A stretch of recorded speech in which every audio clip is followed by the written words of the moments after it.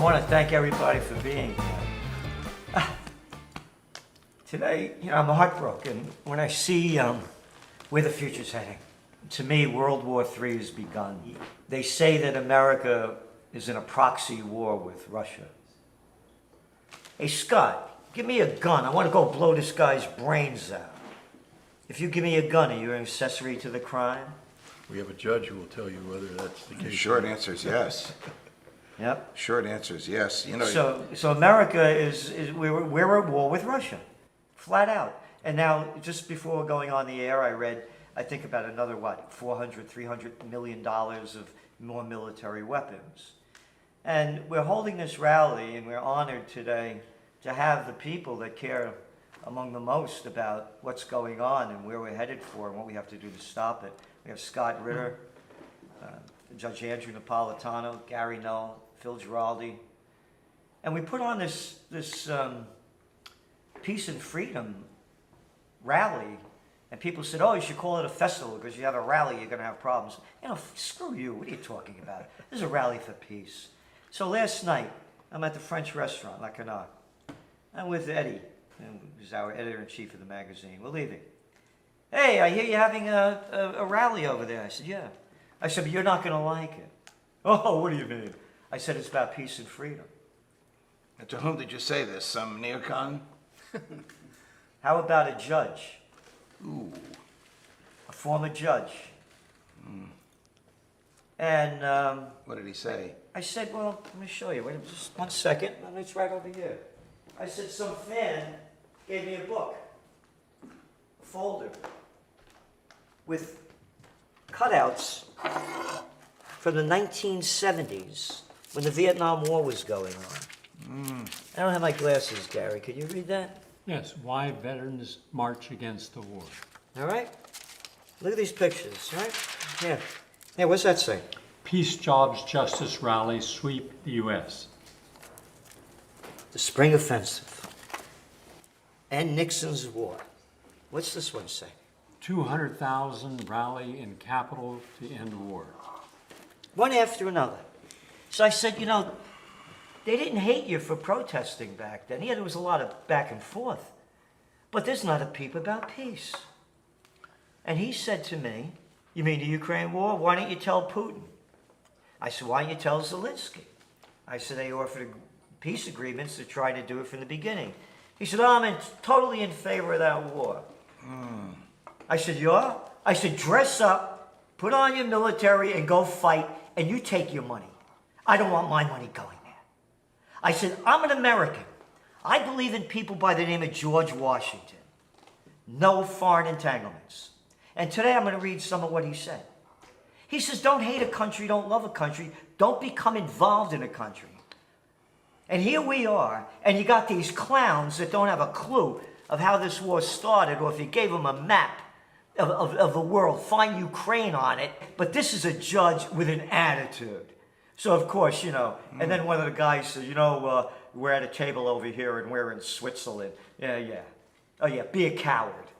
Be a coward. No one's speaking out against peace. Or for peace, excuse me. Yeah, well, look, these are dangerous and dark times in which we live. The five of us know that. I'm going to explain how Joe Biden on his own, Donald Trump could have done it, George W. did it, in utter defiance of the Constitution, can commit American material to fight a war. Congress never declared war. Congress authorized the expenditure of this money. Most of it is wasted. Congress didn't authorize the killing machine. But you're basically right. The public is afraid. It believes the lies that the CIA feeds to the media, that the MI6 in Great Britain feeds to the media. Joe Biden and Tony Blinken want war. They think that they can overthrow Putin, and that will be their legacy. So what does the CIA do about it? Are they involved in this stuff? This is Phil Giraldi, a former CIA guy, The whole problem with the United States government, in terms of how it makes decisions, is that there's never any accountability. And all the people that basically gave us Vietnam, that gave us Iraq, that gave us Afghanistan, and that now are delivering a war with nuclear-armed Russia, which is 10 times more dangerous than any of those previous wars. Right. These people are able to walk away from it because the media does not play the proper role in exposing their lies and exposing the contradictions of the arguments that they make justifying this kind of So the activity. media has become so supine, because when Gerald was reading these headlines from the 70s, LBJ and Nixon's antagonists were the media. They challenged the government at every turn. Today, the media is in favor of this war. Why is the media in favor of us fighting in Ukraine? Well, I mean, I think back in the 60s, when we had people like Walter Cronkite at CBS, these big, and it was big business. No, I mean, we know CBS is a business, ABC is a business, NBC is a business, but these businesses made a decision that they were going to have legitimate newsrooms and that they were going to report the news. Report the news. Report the news. That's the emphasis. That they didn't make things up. They weren't there to shape a narrative. Their job was to report the news regardless. So you could report the news regarding the Democratic president. You could report the news regarding a Republican president. I mean, the big culprit here is cable news. CNN started it. Fox came on. Suddenly the news stopped being a lengthy cycle that had a lot of people pushing to get news on at one period of time so Walter Cronkite could speak to the American public. It became a 24-hour news cycle, which means now there's no quality control. There's nothing. The other thing that happened is the newsrooms had to start making money, that these businesses weren't willing to pay the price to have a quality newsroom that lost money, so they created a cachet, a good name for themselves that increased the value of the overall corporation. News became business. Business is linked to advertising dollars, which means now my job as a newscaster is not to inform anybody, it's to entertain you. And the way I entertain you in a 24-hour news cycle is to have continuous access to headline-making sources, which is the government. So there's a direct nexus between the government, which is seeking to shape perception, and the news media, which today now is dependent upon the government, which wants to shape perception, to get the headlines necessary to entertain people, to generate advertising dollars. I worked at CNBC for a year and at Fox for 24 years. I was in front of a camera 14,500 times in my 24 years at Fox. I cannot dispute what you're saying. Because the American public wants news people to perform, and they want to have their preconceived notions supported. They want a version of the news that pleases them. NBC, or the CNBC and CNN know what their viewers want. My That's former negative. Fox colleagues know what their viewers want. And what suffers? Truth. Yeah, truth. And Gary Null, of course, has Progressive Radio Network, and he has... Progressive with an uppercase P or lower? Lower. In my world, progressive means just seek the truth without being an ideology. I look at it a little differently. I believe that everything you've all said bear witness to the truth. But being in a different profession, I look not at the symptom. Rather, I look at the cause. And I cannot detach everything that's happening from Ukraine on, and all the warnings Putin gave, and how our whole goal when Gorbachev signed that treaty was to stop NATO from going any further, and everything that he asked for was pushed aside and NATO went forward. To me, that is not the major problem. The major problem is the American people. Why? How likely is it, if you have not chosen to make a healthy choice in what you read, what you listen to, whether you listen to Rush Limbaugh on one side or Rachel Maddow on the other, and you're not going to eat the food that's actually going to nourish you, nourish your heart, nourish your lungs, your eyes, your brain, then what is the likelihood that you're going to dig deep enough into all this of a mess to find the truth, that you have a responsibility not to remain a silent majority, but rather to be absolutely vocal in what you will and will not tolerate? That's a freedom of choice. And that's a freedom of choice we're not using today, because we have 200 million silent Americans. You never see them. They don't come to demonstrations. They won't be here today. And yet they all have an opinion, but the opinion is not translated into political action, social action, or personal action. So if I see someone who is not caring for themselves, how their children are taught in school, that they're not challenged in curriculum, let alone how it's taught, what they're taught, then what is the likelihood they're going to want to know? What is the truth of Russia and Ukraine? What is the truth of a January 6th that doesn't have cross-examination? What is the truth when you don't have both sides with an equal capacity to seek the truth?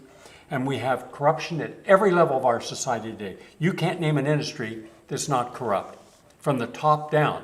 I'm saying what's at the bottom of everything? The American people.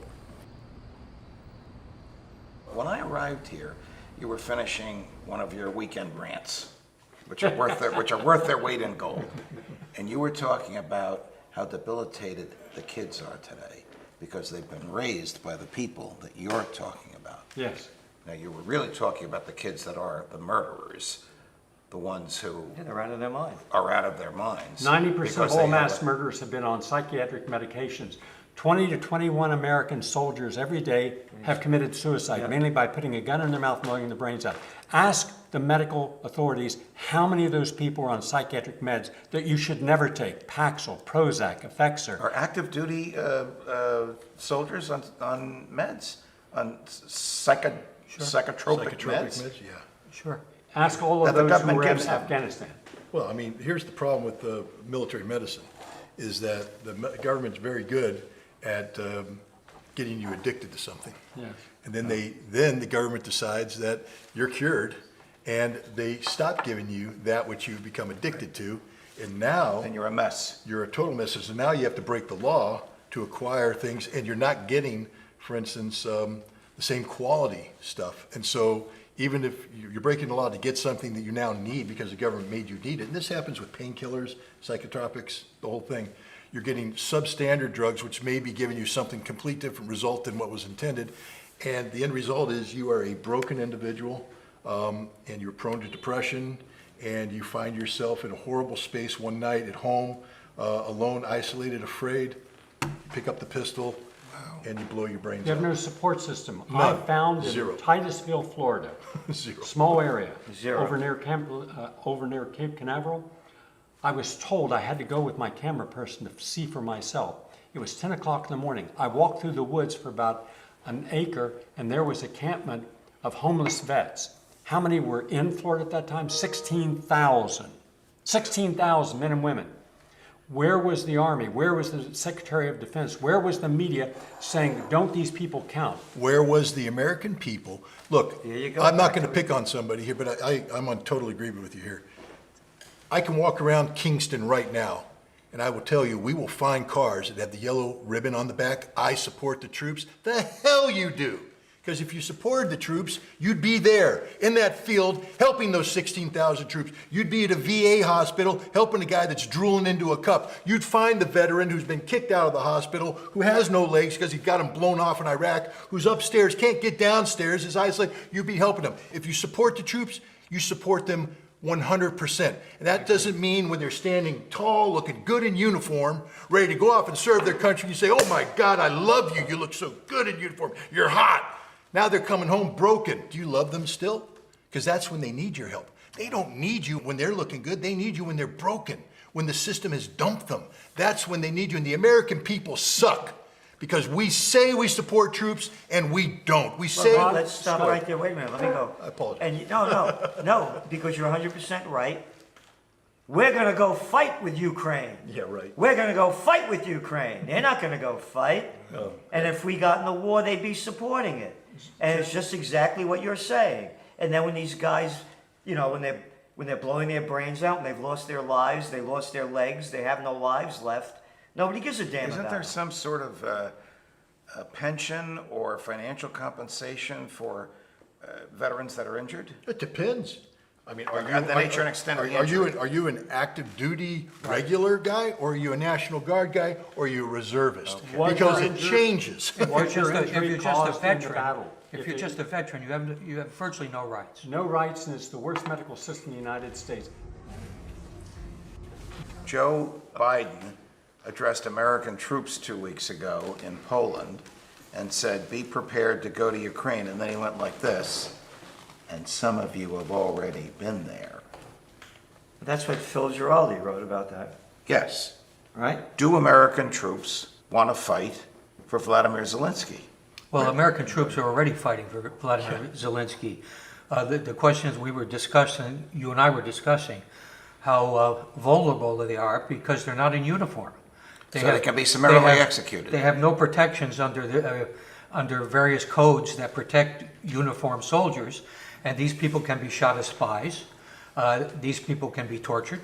I fully expect that we will have American casualties and deaths in the near future, and that not only that, the Russians could easily capture some of these people, and these people will, in many cases, talk. And once they talk, you know, suddenly the lie that underlies the whole business going on in Ukraine begins to unravel. And that maybe is a good moment. I think that this is one of those wars that, there's no such thing as a good war, but this is a war that's indefensible on any level and could have been avoided. Mary Rothbard said the last just war that Americans fought was the revolution. Right. Yeah. Because we seceded from a tyrant. And now the tyrants are back. Yes. They tell us what to do. And again, it's about freedom and peace. You know, one of the things that, you know, down the streets over here, you see they have the farmers market, and a couple of weeks ago, there were all these women and men going back, you know, bring back Roe, bring back Roe. Okay, fine. You want to bring back Roe versus Wade, and you're saying my body, my choice, fine. How about my body, my choice, I don't want to get a vaccination? Oh, you have no right to say that. No, they don't have that. You have no right to say that at all. It's not your body, your choice. Correct. And by the way, Planned Parenthood, from the data from CNBC, that's the only one I could find, they gave over $2 million to promote the vaccine. Wouldn't surprise So the me. hypocrisy of it. So let's go around now, why we're here today. So I'm here to try to talk to people about peace, and I'm going to do it with a different tact. I'm going to talk about why we can be friends with Russia. All right. That's what I'm going to talk about Right. today, is why we can be friends with Russia, why we don't have to hate Russia, why we don't have to kill Russians. This is a peace rally. That's right. You know, and I am literally the anti-peace.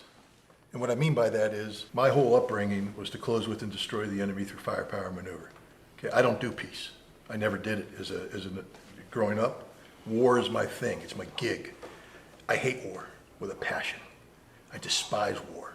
So that's why I'm here. It's what happens after war. Someday this war is going to end. And at that point in time, we collectively are going to have to deal with the ramifications of that conflict. And one of the greatest ramifications is the absolute deterioration of relations between the United States and Russia. If you think for a second that this world will survive in a state of perpetual conflict between the two largest nuclear-armed nations in the world, you're wrong.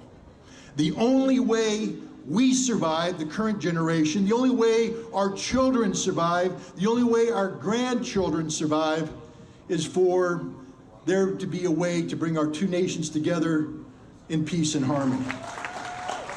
Hey, Ritter, whatever you've been drinking or smoking, I want some of that, because that's pie in the sky stuff, man. You can't deal with Russia. You can't deal with Vladimir Putin. There's no way we're going to be able to get along. I'm here to tell you that that's just a bald-faced lie. And an amazing thing happened when I showed up in the former Soviet Union. I was in a place called Vodkinsk. They had a factory that produced ballistic missiles, including intercontinental ballistic missiles, the ones that were targeted at American cities. You have a wonderful inspection monitoring system. It didn't happen overnight, though. And it didn't happen because the Americans produced it themselves. It happened because we were working in harmony with our Soviet counterparts to do something that was deemed to be mutually beneficial. It works, ladies and gentlemen. Imagine that. I was trained to hate the Russians. And the reason why I say hate is you can't go to war against the people unless you hate them, because you can't kill people you like. You can't kill people you love. You can only kill people you hate. And that's the God's honest truth. All right, you have to hate somebody to kill them. And I learned how to hate the Russians. Now I have to work with them.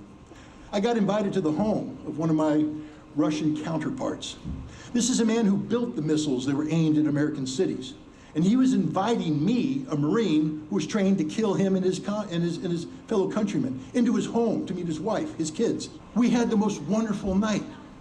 And I learned at that point in time, it was like having a veil lifted off my eyes. The Russians are just like us. Russian people are just like the American people. He loved his wife. He loved his children. It was stunning. I learned some very important words, like drug, friend, druzhba, friendship, mir, peace. These are three very important words, and they suddenly had relevance. And I began to think, how the hell did this happen? That I, a guy who was ready to kill these people, suddenly look on them as friends. And then I watched the way the Russians raised their children. And what I realized is that there's a universal truth. You're a human being first. Take a look at children when they come into this world. Do they know how to hate? Somehow there's a transition from this innocence of childhood to what I had become as an adult. How did this happen? I was programmed to think that way. I was taught to hate. And the hatred came from a place of ignorance. One of the best things that ever happened to me was the 2 years I spent in the Soviet Union working together, cooperating with my colleagues, with my friends, I guess I can say that, my friends, my Soviet friends, to build something that had never been built before. The United States and Soviet Union were on the cusp of nuclear annihilation. Sound familiar? Sort of where we are today. Two nations that didn't trust each other. Two nations that had developed and deployed weapon systems that put them on a hair trigger alert. One mistake and the world ends instantly. We were cognizant of that back then. How many Americans are cognizant of that threat today? How many Americans understand that all it takes is one accident, one mistake, one miscalculation, and all this wonderful life that we enjoy ends forever? Forever. We've forgotten that we did overcome all of these obstacles of hate, of ignorance. And we came together and we actually functioned in harmony with the Russian people. We viewed them as our equals. We viewed them as, again, the friend. Drug, friend. Druzhba, friendship. Where's it gone? How did we lose this? How did we let this slip away? I don't know. That's a question for historians. But what I can say, what we need to focus on, is how do we move forward? Imagine hearing a Marine, a soldier, a sailor, an airman being given a very significant award for developing friendship with the Soviet people, for being a good representative of his nation, for furthering relations between the American people and the Soviet people. Could you imagine the military giving a member of our armed services today a medal for that? No. Why? Because you've been conditioned to hate the Russians, to think ill of the Russians, to believe that we have to confront the Russians. We don't. Old fat people like myself like to get on TV and radio and talk about how tough we are. People with combat experience, you don't see them out there talking that nonsense because they know some hard truths. Terminal exhaustion. It means taking sand and rubbing it in your eyes so you can't close them. It means being thirsty, but you can't drink because there's no fresh water. Whatever water you might have is probably contaminated with blood or the guts of your comrade that got shot. You will never get rest because you have to be up 24/7 preparing for the next round of action. It means every single day losing your humanity because you are compelled to kill in a cause you don't understand. That's war. We as a nation need to reprogram ourselves so our government can once again find a path to peace with Russia, because that's the only path for the salvation of our nation and the world. And what brings you here, Judge? Well, you brought me here because we are the best of friends and because we believe that nobody talks about peace. But I'm going to talk about the law, the Constitution, its utter demise and utter destruction in the past 75 years that will allow a president to fight any war with impunity. and how that undermines civil liberties at home. Why war is the health of the state. We wrote a Constitution. We added the Bill of Rights to the Constitution, which guarantees that our rights come from our humanity and not from the government. All these rights come from our humanity. But when the government wants to assault these rights, what does it do? It wages war. James Madison wrote the Constitution. He wrote the Bill of Rights. He chose language so that future generations would know that our rights come from our humanity. The First Amendment doesn't grant you the freedom of speech. It prevents the government from interfering with the freedom of speech.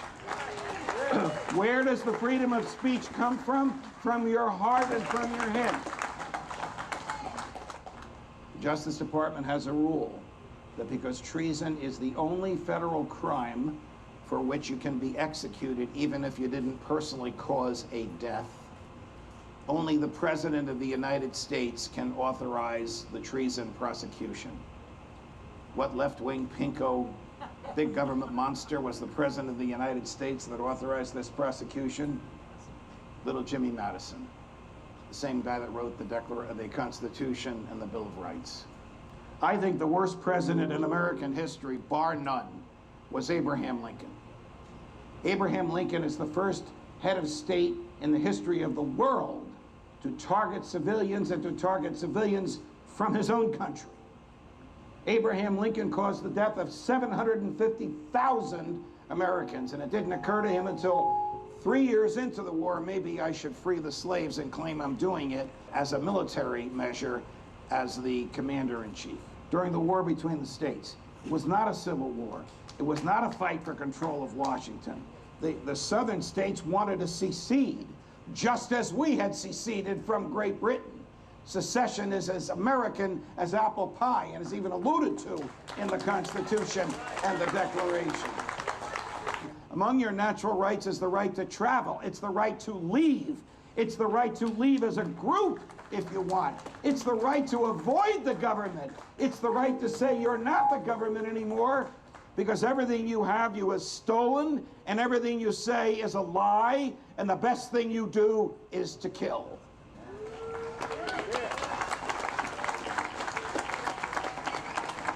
When newspaper publishers in the North were saying that about Abe Lincoln, instead of responding to their criticism, he had them locked up. 3,000 journalists in the North, not in the South, were arrested and confined in military prisons for the duration of the war.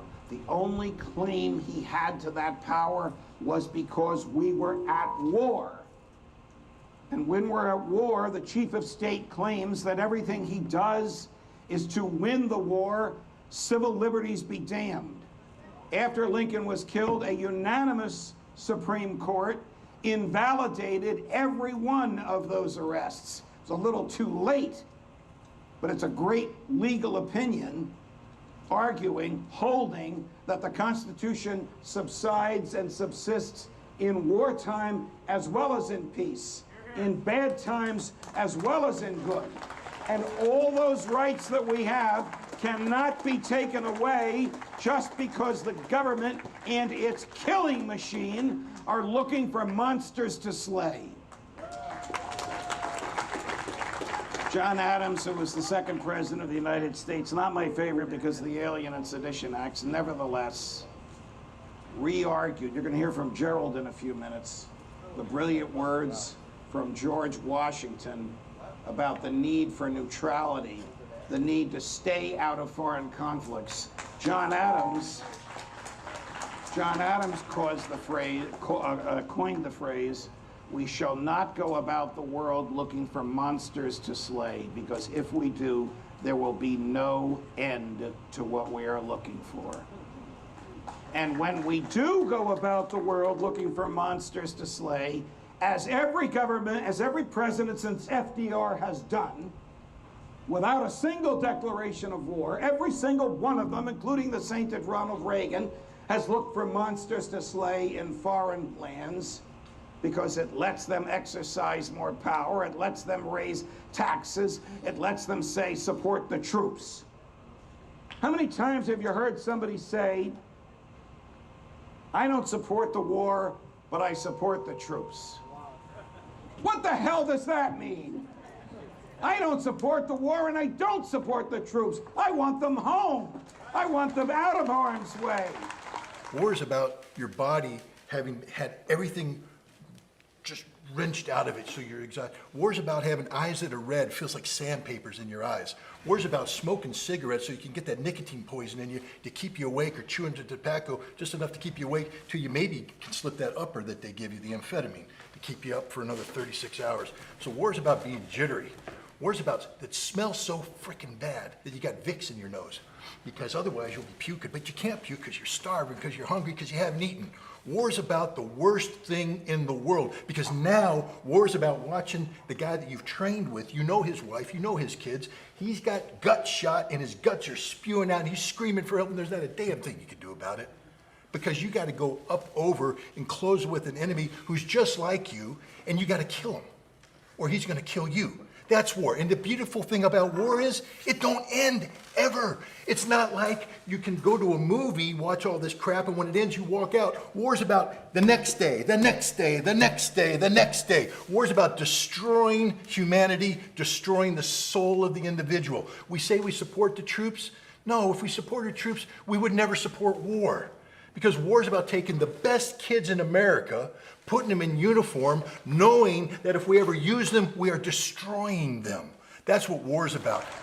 I want their uniforms off them and their weapons surrendered, and having them with their wives and husbands and enjoying society and life, not looking for Russians to pick fights with, as Major Ritter just told us about.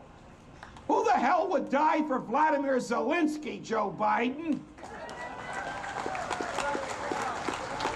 FDR, of course, confiscated gold, manipulated the Japanese into bombing Pearl Harbor. We all know that today.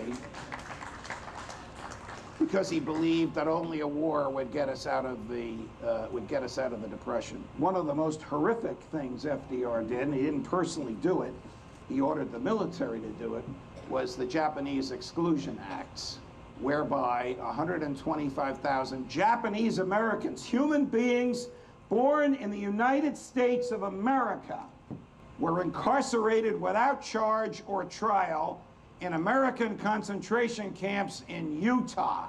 There were also 10,000 Italian Americans born in the United States, incarcerated in a concentration camp outside of New Brunswick, New Jersey, if you know the geography between Princeton and New Brunswick.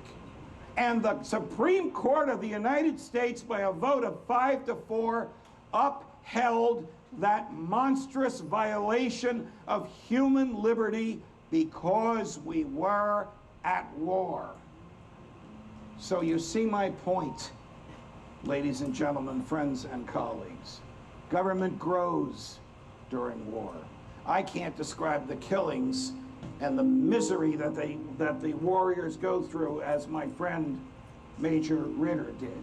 But if you think about what he described, it'll cause you a sleepless night. Remember what George Patton once said, when you put your hand in a wad of goo that a moment before was your best friend's face, you'll know how horrible and horrific war is. Phil. The critical point is we are playing with fire in a situation that could not only destroy this country, but which could destroy the entire planet. And until people come to the point where they realize that this is all based on a tissue of lies coming out of the US government and other governments, and also coming out of the media, there are ways for them to start to figure, wait a minute, I'm being fed a total load of BS here, and I am not going to stand for it anymore. I can't wait. I think it's going to be a great gathering. There is considerable irony in the fact that Biden is giving Ukraine $1.7 billion for health care, while health care in the U.S. is generally considered among the poorest in the developed world. Neither Syria nor Iraq nor Iran in any way threaten the United States, just as the Russians did not threaten Americans prior to a regime change intervention in Ukraine starting in 2014, when the U.S. arranged the overthrow of a government that was friendly to Moscow. The U.S. has also begun to energize NATO to confront the alleged Chinese threat. The toll coming from the constant warfare and fear-mongering has also enabled a steady erosion of the liberties that Americans once enjoyed, including free speech and freedom to associate. I would like to discuss what the ordinary concerned citizen can do to cut through all the lies surrounding what is currently taking place. It is an information plus propaganda war that sustains the actual fighting on the ground, and it is sometimes, in some senses, far more dangerous as it seeks to involve more countries in the carnage while also creating a global threat perception that will be used to justify further military interventions. If it is a newspaper or magazine article, skim all the way down to text until you reach a point towards the end where the sourcing of the information is generally hidden. If it is attributed to a named individual who indeed indisputably had direct access to the information, it would at least suggest that the reporting contains a kernel of truth. But that is almost never the case, and one normally sees the source described as an anonymous source or a government official, or even in many cases, there is no source attribution at all. This generally means that the information conveyed in the reporting is completely unreliable and should be considered the product of a fabricator or a government media propaganda mill. Even when a story is written by a journalist who claims to be on the scene, it is also important to check out whether he or she is actually on the site or working from a pool operating safely in Poland to produce the reporting. Yahoo News lately takes the prize in spreading propaganda, as it currently reproduces press releases originating with the Ukrainian government and posts them as if they are unbiased reporting on what is taking place. Another trick used frequently to make fake news look authentic is to route it through a third country. When I was in Turkey, we in the CIA never placed a story in the media there directly. Instead, a journalist on our payroll in France would do the story, and the Turkish media would pick it up, believing that because it appeared in Paris, it must be true, though it was not. In fact, it was totally fabricated. Currently, I have noted that a lot of apparent MI6 produced fake reports of Ukraine have been appearing in the British media, most notably the Telegraph and the Guardian. They are replayed in the US media and elsewhere to validate stories that are essentially false. Television and radio media is even worse than print media, as it almost never identifies the sources for the stories that it carries. So my advice is to be skeptical of what you read or hear regarding wars and rumors of wars. The war party is bipartisan in the United States, and it is just itching to seize the opportunity to get a new venture going. And they are oblivious to the fact that they might be in the process about to destroy the world as we know it. We must expose their lies and unite to fight to make sure that they can't get away with it.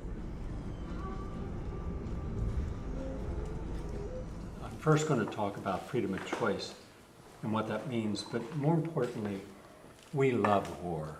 We love violence. Where's Gandhi? Where's Martin Luther King? We have never sent real emissaries who are spiritual in nature to understand what it is to be the other and find the sacredness in another human being, that you wouldn't want to kill them. You wouldn't want to see them maimed. You wouldn't want to see their towns destroyed, because that results in nothing of a conflict except it exacerbates it. They weren't ideologues. They weren't political. They were simply looking for a way to resolve issues, and how you resolve an issue where there's conflict is find what is important in the other person that you also can identify, and what is sacred in the other person you can also associate with. Because when you show that another person is a human being, irrespective of what they've done wrong, you try then to mediate what caused the conflict and what is necessary for the solution. We don't have peacekeepers. We don't have those who go forward trying to find what is special, what is unique, and what is spiritual in the other. In fact, we only hurt those once we demonize them. So if you want to hurt someone, first demonize them. And who demonizes more than anyone else? All of the media. From NPR to PBS, they're all, in my opinion, promoters of the worst of human nature. We should have freedom of choice, but the wrong choice, which is almost always what we do. Look at all the bankruptcies.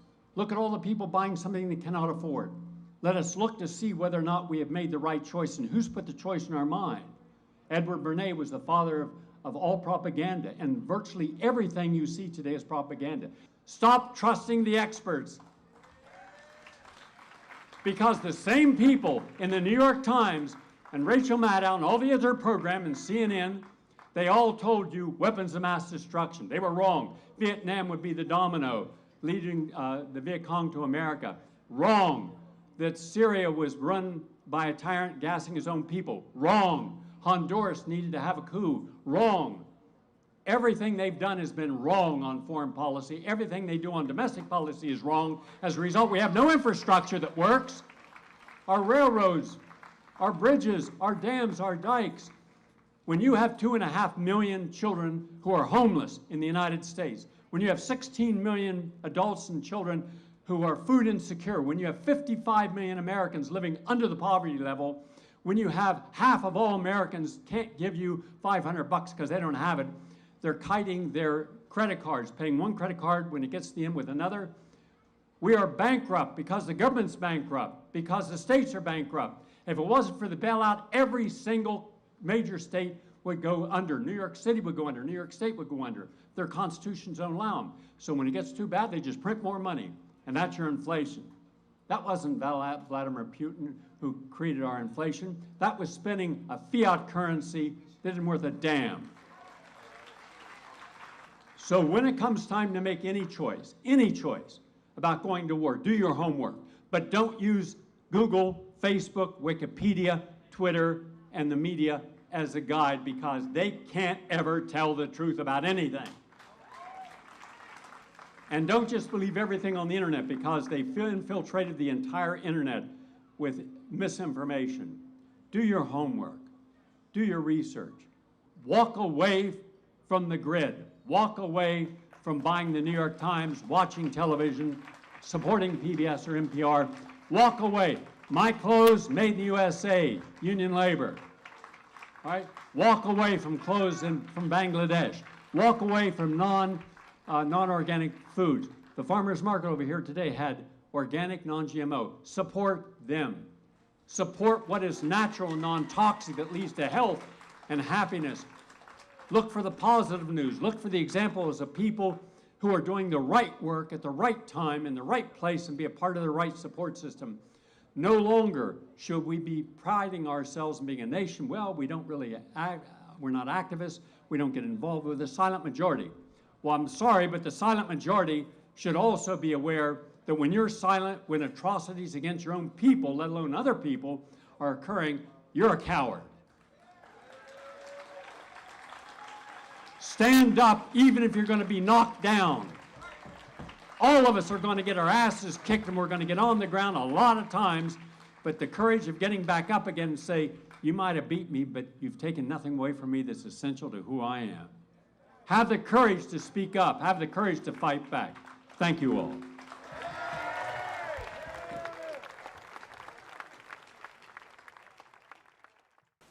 And Gary tells me that I get excited.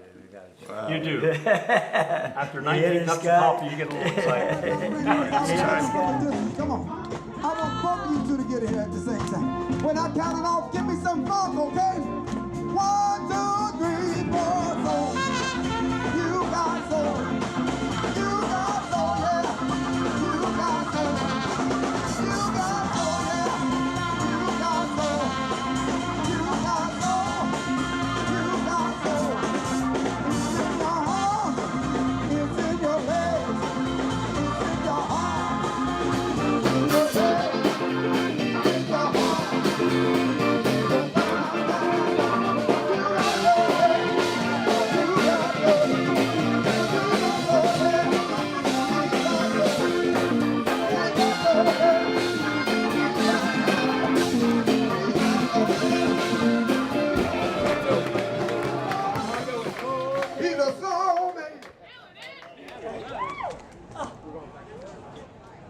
is broken. My passion in life is joy and beauty. And these low-life little pieces of crap, your little politicians, politics, suck the joy out of life. Hey, I'm the governor. I'm Andy Cuomo. I'm born on third base. I thought he had a home run. My daddy was Mario. I'd be a nobody if daddy wasn't there, and I'm gonna tell you what to do. Lock down your businesses. Stay in your houses. I'm gonna make up any crap I want and shove it down your throat. You're not an American. I'm the governor. I'm the mayor. I'm the president. I'm the chancellor. You're all people that have robbed us of our freedom, our liberty, and our joy of life. And this has to stop. Amen. Do not stop. We are on the four corners of freedom. Crown and John Street. The seeds of democracy was sown here. And now we got a bunch of little arrogant clowns robbing us of our freedom and our peace. And it has to stop.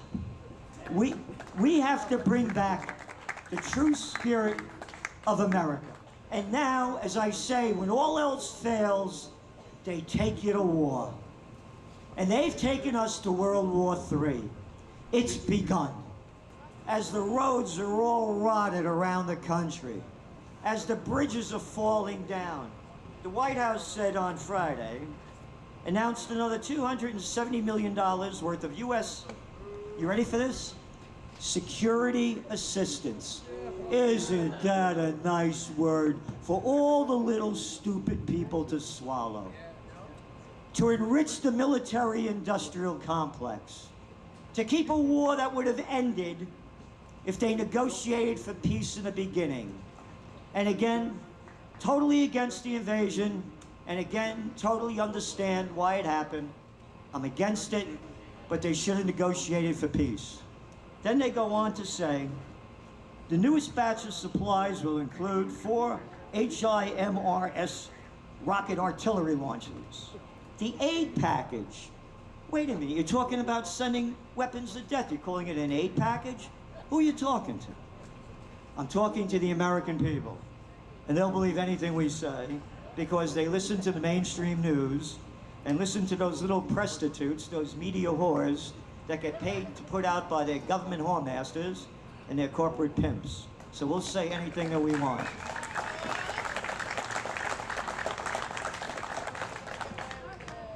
President Joe Biden, quote, has been clear that we're going to continue to support the government of Ukraine and its people for as long as it takes. World War III has begun. They're only going to make it official when a nuclear exchange or a false flag happens. Just like, okay, little boys and girls, World War I began when the Archduke Ferdinand was assassinated in Sarajevo. Yeah, what's in Sarajevo? Who gives a damn about the Archduke? Oh no, World War II began when the Japanese bombed Pearl Harbor. Yeah, nothing else was going on before that. I'm telling you, if we don't unite for peace, we are going to die in war. And by the way, please donate, a lot of you have, to Occupy Peace. We need to make this movement go global. It has to be a global movement. Mankind must put an end to war, or war will put an end to mankind. John F. Kennedy. John F. Kennedy, the guy that got his brains blown out because he didn't want to go into the Vietnam War. I have a photograph of me and John Connally. John Connally was the governor of Texas. He was the guy that sat in front of Kennedy that took the bullet in the back. He had read my book, Trend Tracking. And he said, you know, I read your book. He said, your heart's in the right place. He said, well, you don't have a clue what's going on. And neither do the American people. Because if they did, there'd be a revolution in this country. The latest Gallup survey that just came out just 16% of US adults now say they have a great deal or quite a lot of confidence in newspapers and 11% in television news. Once upon a time, there was a man by the name of George Washington. And he goes on to say, avoid avenues to foreign influence in innumerable ways, such as attachments are particularly alarming to the truly enlightened and independent patriots. No foreign entanglements, he said. It's not our business. Europe, this is his farewell address.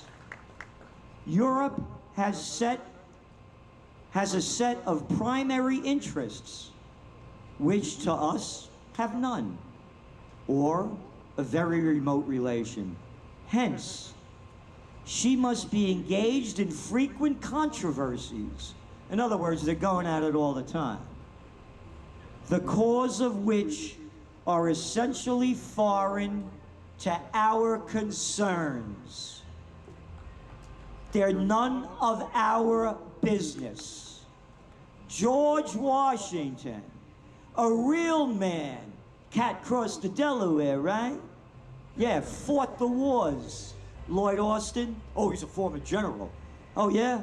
And what happened after he became a general? Oh, you mean he's sitting on the board of directors of Raytheon, the second largest defense contractor in the United States? George Washington, a real hero of a man, a real fighter, not like these little guys playing president that couldn't fight their way out of a paper bag if they had to. But they're happy to send us, hey, Lindsey Graham, you keep calling for war all the time, man. Go lead the charge or shut your mouth.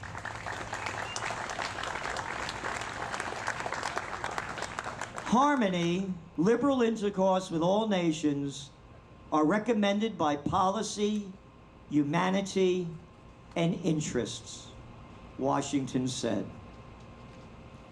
And talking about the military and industrial complex, and people that cared about it and knew about it, another real man who fought or saw the deadliest war, World War II, Dwight D. Eisenhower, 5-star president, Supreme Commander of the Allied Forces in World War II.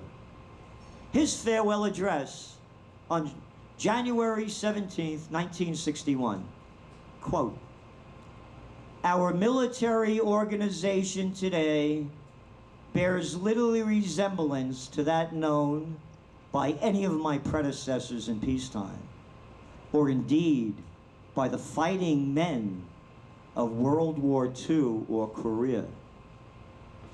Until the latest of our world conflicts, the United States had no armaments industry. Imagine that. American makers of plowshares could, with time and as required, make swords as well. But now we can no longer risk emergency improvisation of national defense. We have been compelled to create a permanent armaments industry of vast proportion. Added to this, 3.5 million men and women are directly engaged in the defense establishment. We annually spend on military security more than the net income of all United States corporations. This conjunction of an immense military establishment and a large arms industry is new in the American experience. The total influence, economic, political, even spiritual, is felt in every city, every state, every office of the federal government. We recognize the imperative need for this development, yet we must not fail to comprehend its grave implications. Our toil, resources, and livelihood are all involved. So is the very structure of our society. In the councils of government, we must guard against the acquisition of unwarranted influence, whether sought or unsought, by the military industrial complex. The potential for the disastrous rise of misplaced power exists and will persist. We must never let the weight of this combination endanger our liberties or democratic process. We should take nothing for granted. Only the alert and knowledgeable citizenry can compel the proper meshing of the huge industrial and military machine of the defense with our peaceful methods and goals, so that security and liberty may prosper together. Disarmament with mutual honor and confidence is a continuing imperative. Together we must learn how to compose differences, not with arms, but with intellect and decent purpose. Because this need is so sharp and apparent, I confess that I laid down my official responsibilities in this field with a definite sense of disappointment. As one who has witnessed the horror and the lingering sadness of war, as one who knows that another war could ultimately destroy this civilization, which has been so slowly and painfully built over thousands of years, I wish I could say tonight that a lasting peace is in sight. You and I, my fellow citizens, need to be strong in our faith that all nations under God will reach the goal of peace with justice. Imagine these words. Imagine these words from Washington and Eisenhower, and I got these little arrogant freaks spewing out their crap of how we're gonna fight to the end. Again, they knocked down they want to knock down the statue of Catherine the Great in Ukraine because of the terrible things that she did to the Ukrainian people. Catherine the Great, when was that? Oh, around 1750? You mean this stuff has been going on since 1750 between Ukraine and Russia? And you want me to get involved in it as an American? That's not my business. You think we'd be in Iraq if the major export was broccoli? You think we'd be in eastern Syria pumping out the oil if they didn't have oil? We have a crime syndicate, as someone told me, that I continue to repeat. This isn't a government. Eisenhower made it clear. Our rights and our freedom have been robbed from us, locking us down, telling us what to do.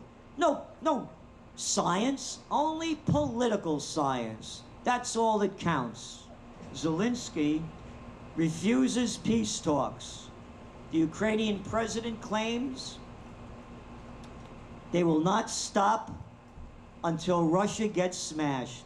If we don't stop this war, again, World War III has begun. And the arrogance of them sending more of our money to go fight and die, to me, makes absolutely no sense at all.